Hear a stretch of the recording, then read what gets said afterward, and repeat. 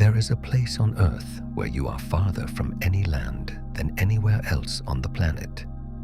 No island, no ship, no person within more than 2,500 kilometers. And yet, in this completely empty point in the middle of the ocean, more than 250 spacecraft lie on the seafloor, including an entire Soviet space station. The place is called Point Nemo, and it is one of the loneliest spots humanity has ever discovered, not because something is there, but precisely because nothing is there at all. Let's dive into an emptiness so empty that it accidentally became the most important trash can in the entire space program. Point Nemo was not discovered by sailors or adventurers. It was discovered by a man sitting at a computer in 1992. Hrvoje Lukatela, a Croatian-Canadian geodesist, was solving a mathematical puzzle known as the longest swim problem. The question goes like this: if you fell off a ship anywhere in the ocean, where in the world would you have the longest possible swim back to land?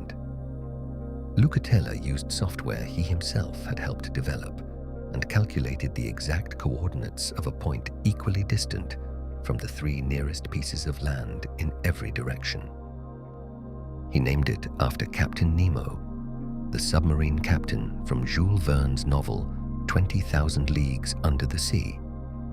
The name Nemo means nobody in Latin, for a place where nobody has ever been and almost nobody ever will be. It is the perfect name. Coordinates: 48 degrees, 52.6 minutes south. Latitude: 123 degrees, 23.6 minutes west longitude. If those numbers don't mean much, try imagining this instead. Point Nemo lies in the South Pacific, roughly halfway between the Chatham Islands near New Zealand and southern Chile. The 3 nearest pieces of land: Ducie Island in the Pitcairn Islands to the north, Motu Nui near Easter Island to the northeast, and Mahare Island off the coast of Antarctica to the south, are each exactly 2,688 kilometers away. All 3, on top of that, are uninhabited. That means within an area of 22 million square kilometers, larger than the whole of Russia, not a single person lives. Anywhere. What exactly is a pole of inaccessibility? It is a point that is, geometrically speaking, the hardest to reach within some boundary, either farthest from the coast heading inland, or, as in this case, farthest from land heading out into the ocean. Lukatela was not the first to think about this concept. It has existed for decades and is applied to continents just as it is to oceans. But he was the first to precisely calculate its location for the world's oceans using modern geospatial technology. Lukatela carried out his calculation using software called Hipparchus, which he himself had helped develop. The software was designed to work with the precise ellipsoidal shape of the planet. Earth is not a perfect sphere. It is slightly flattened at the poles, and that detail is crucial for calculations over such distances. Without an accurate model of the planet's shape, the resulting point could have been off by tens of kilometers. It's worth noting that the longest swim problem that inspired Lukatela's calculation is actually an older thought experiment, one geographers and mathematicians had posed long before computers existed that could solve it precisely. The question, where in the world would you be farthest from rescue if you fell off a ship, sounds more like a philosophical musing than a scientific problem. But that playful question led to a precise mathematical solution that today has practical applications far beyond anything anyone originally imagined. Nobody in the 19th century had any idea that the answer to a question about a shipwrecked sailor would one day help space agencies safely dispose of space stations. The water at Point Nemo is more than 4,000 meters deep. The temperature hovers around 7 degrees Celsius, and beneath the surface there is near total silence in a different sense too, a biological one. Point Nemo sits in the middle of the South Pacific Gyre, a massive system of circular ocean currents that acts as a natural barrier. These currents push nutrient-rich water away from this region instead of bringing it in. Adding to the nutrient scarcity is the complete absence of rainwater runoff or wind-carried dust from land, both common sources of nutrients for marine life elsewhere in the world.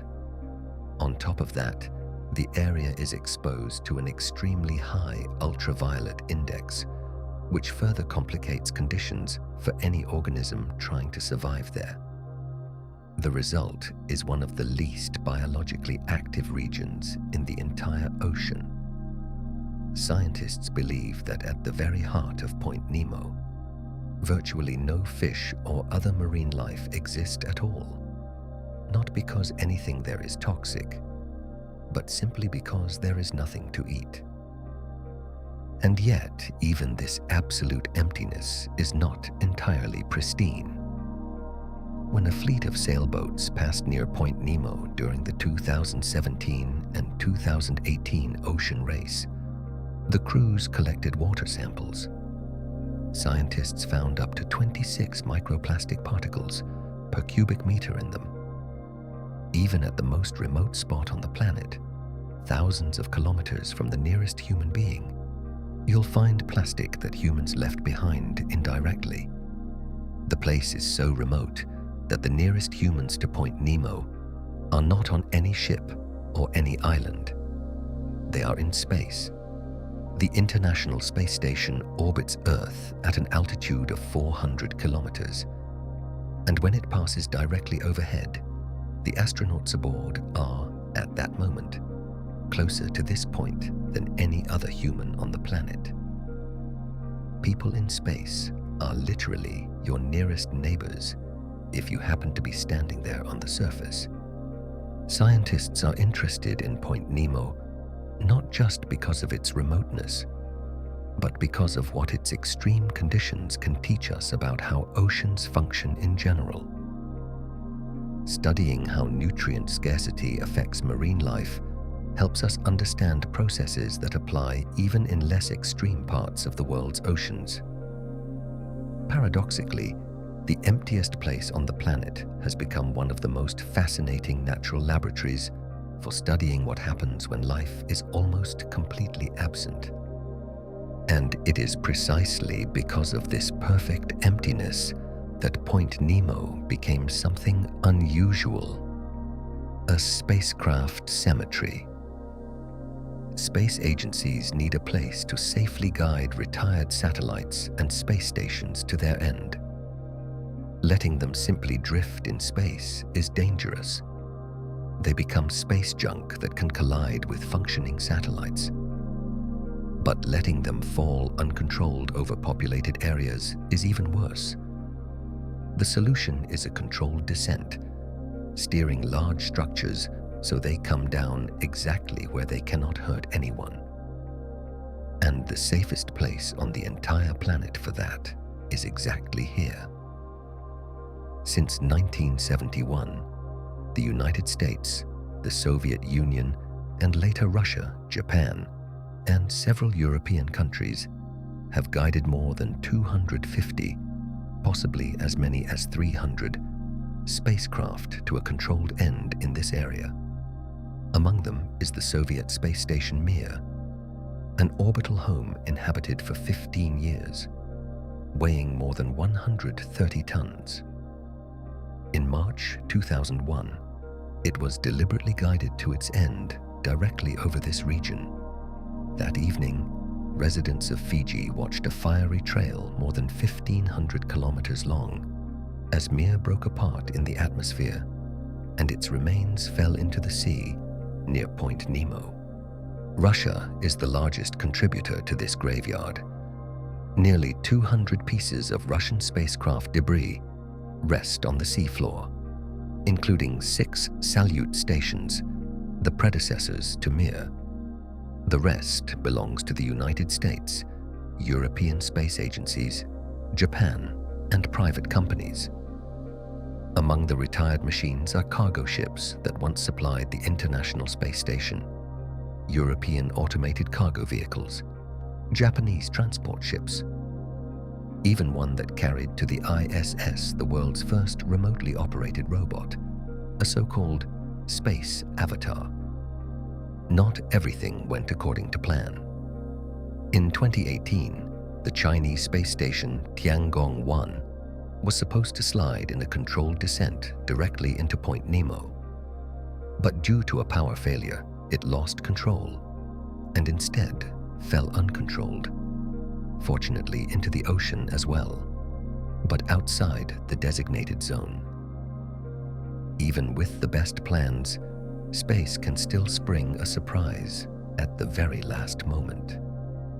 An interesting detail is just how many different types of space hardware have ended up here. It is not only large stations like Mir or Tiangong-1. Most of the cemetery consists of smaller but still significant objects, cargo ships that delivered fuel, water, food, and scientific equipment to the International Space Station. Between 2008 and 2015, the European agency ESA deliberately guided 5 of its automated cargo vehicles here after they completed their resupply missions. Japan's space agency JAXA added its own cargo ships, including one that delivered microscopes, telescopes, and the aforementioned robot avatar to the ISS. The last of these Japanese ships was safely guided to its end in 2020. The International Space Station, which today orbits Earth and serves as home to astronauts from around the world, is scheduled, according to current plans, to end up right here.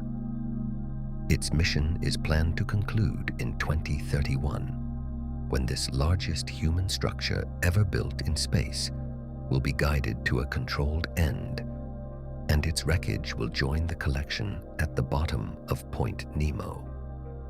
The legal framework around the whole operation is unusual in its own right.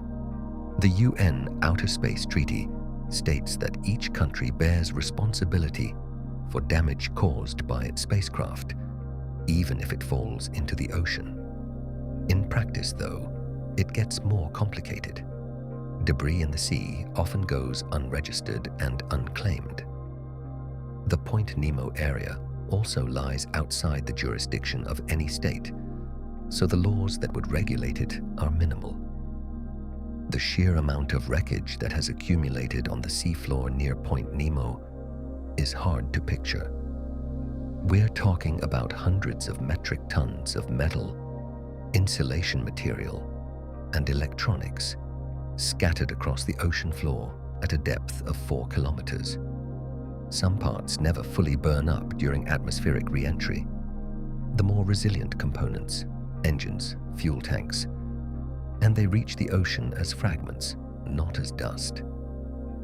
This so-called spacecraft cemetery is essentially a vast archive of aluminum and titanium, a silent museum of technology that nobody will ever see. Visiting Point Nemo in person is extremely difficult and rare.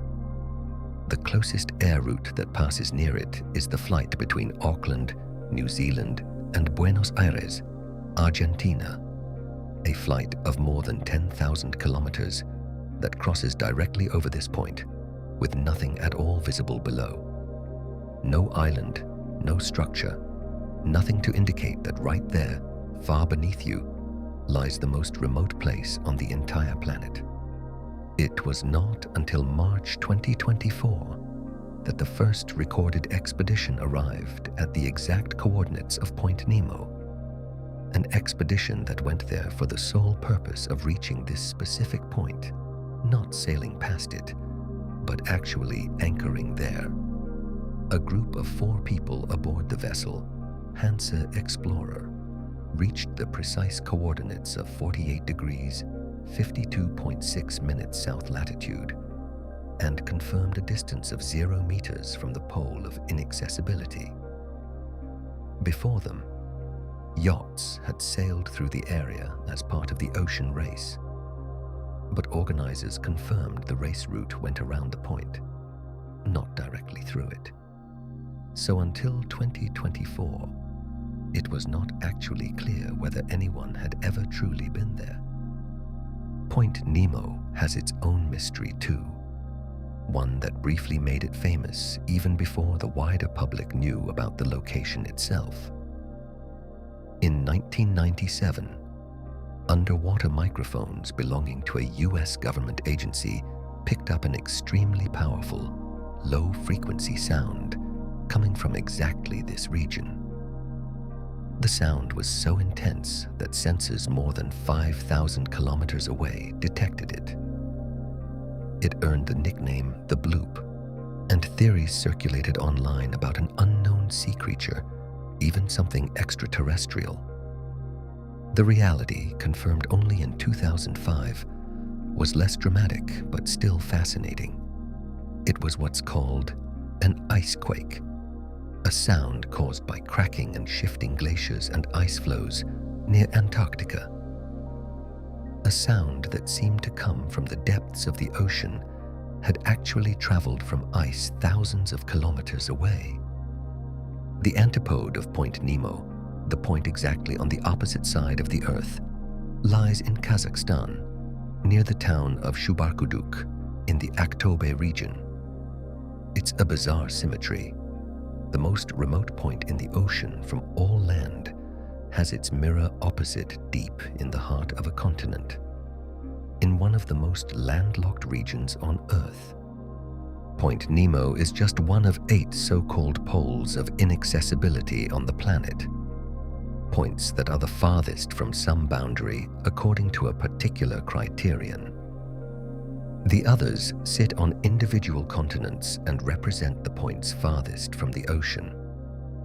Point Nemo is the only one, along with the northern Arctic pole of inaccessibility, that lies on water or ice rather than on land. There are also unconfirmed stories that fragments of space debris, ones that survived atmospheric re-entry and either drifted or were found farther from the impact site, were sold on the black market to collectors of space memorabilia. None of these stories has ever been reliably verified, and there is no evidence that anyone has ever actually retrieved anything from the ocean near Point Nemo. The distance and the depth make any kind of debris recovery an extremely costly and nearly pointless operation. For most people, it's hard to grasp what a place defined purely by absence actually looks like. The absence of people, the absence of life, the absence of anything solid on the horizon. Travelers and adventurers who dream of visiting the most remote corners of the world have mountains, deserts, and polar regions to choose from. Places that at least have some physical form you can photograph and show to others. Point Nemo has none of that. It is a point in the middle of the waves, indistinguishable from hundreds of kilometers of water in every direction. Its significance exists only on paper, in coordinates and calculations, and that is exactly what makes it so fascinating. Point Nemo has no residents, no history of human drama, no graves, no abandoned cities. It has only water, silence, and the metal wreckage of spacecraft resting 4 kilometers beneath the surface. It is a place that exists primarily as a mathematical fact, a consequence of the shape of our planet and the arrangement of its continents. Lucatella did not find it through adventure or daring. He found it through calculation. And yet this purely geometric point became something much bigger, a symbol of how little space on Earth remains truly untouched, and how even the most remote emptiness, humanity has still managed to use, fill, and ultimately pollute.